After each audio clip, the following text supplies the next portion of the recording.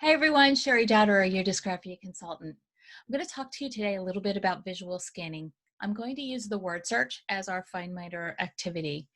I will also talk to you a little bit about gross motor activities that you can do to supplement visual scanning as well. So let's head to this next bit. In this particular word search, we have borders around the letters all the way around.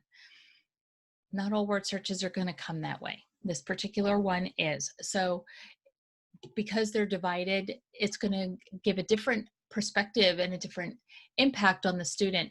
I know some word searches, the letters are so close together and they're so tiny, it's harder for some students to see them. More white space, bigger letters, more spread out are going to be much easier. And then as far as time goes, the fewer the words in the word bank, the happier some students will be. So what I did in this particular slide is I'm sharing with you a technique that I use. So I will hand the student the word search. I will cut off the word bank off the bottom because right now what I'd like them to do is just find the letters. So in this particular case, I picked A and E.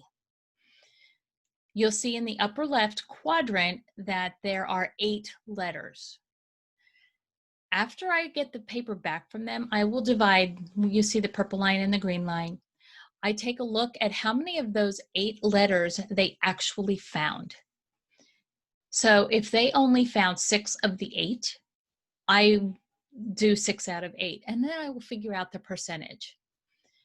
I then will figure out the percentage of the entire paper, and I will compare the differences between that quadrant and the whole piece. If there is a quadrant that is significantly less than the rest of the quadrants, I want to take a look at what it is looking like with those students when they're reading, when they're doing math, when they're writing. Are they having more trouble in that particular area? I use the example of a math worksheet. A lot of times math worksheets are laid out very similar from one lesson to the next lesson.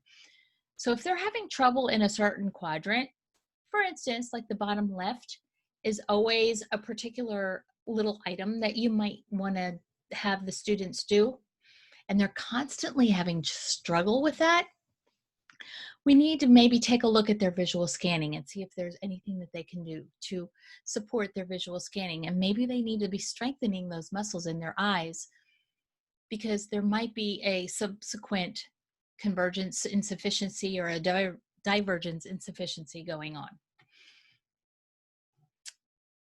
Another way that you can adapt word search is when they're looking at left to right and they're not going all the way to the left or they're not going all the way to the right, you can highlight the outsides of the word search with a bright color that's contrasting to the word search. In this case, I used red. I like red because it's so contrasting to the black, but that's not always what you want to use. Depends on what the word search looks like. And then encouraging them to go all the way back to the left. One of the other things that I will do is I will take cardstock or note cards and I will cut out a rectangle out of the note card or the cardstock that's as long as the resource that we're trying to find. So in this particular case, I might use a 3/4 inch cardstock or 3/4 inches, cutting out a rectangle out of the long way of the cardstock so that I can put it over one line and just go one line down the page over time. If you don't have cardstock, you can always just use another piece of paper and go on top and bottom. To grade it down, you want to only use one piece of paper over time, but I always start out with 2 and I work my way down and eventually eliminate it. You can also, over time, open up the space. So you might only have half of it covered when they're looking at the top half. So just some ways that you can increase the amount that of the visual field that they see over time. In this particular case, I put the R in the middle. Earlier I talked about the A and E and I had them find those. In this particular case, I would have had them find the R instead. So if with the R, I have them go through the entire word search, circle all the R's, and then we look down at the word bank. Is there a word that begins with the letter R? Usually the reason I pick one of those letters, and we go, okay, well, so what is next to that? Suppose the word is ran, R-A-N. So then we go back up to that R. Is there an A? Oh, in this case there is. It's up to the left. Well, then we look at the diagonal and see if the N is next. Otherwise, we move on to another R. So when I'm helping them get used to seeing the whole worksheet, and we're then going to look at letters, we start by just circling. And it's amazing to me how quickly they want to move on from that stage to being able to find the entire word themselves. I do notice a lag in time when we're going from circling that first letter to not circling it. Another thing that I try is to have them circle like the R and then go through their word bank and pick out the words that have R in them and what are on either side of those. So if we had a word that was ER, that would be coming from the right diagonal, I might have them find that ER combination and then try and find the rest of the word. Just some ways to get around using the word bank and including that with the letters. Now let me stop sharing and we're going to talk a little bit about gross motor. So some of the gross motor activities that you can do with visual scanning is doing whole body kind of movements, or more head movements more than whole body. You want to start a whole body and then over time work it down. So you want to have the whole body going from left to right, left to right. Then you want the head moving left to right. Then you only want the eyes moving left to right. And then to strengthen the eye muscles themselves, there's 3 different sets of eye muscles. So you can go vertical, you can go diagonal in both directions, and you can go horizontal. So let's go back. I went over all of what you can do as far as motion. So if you're walking down the hallway with a student, hey, look at that tiger on the left.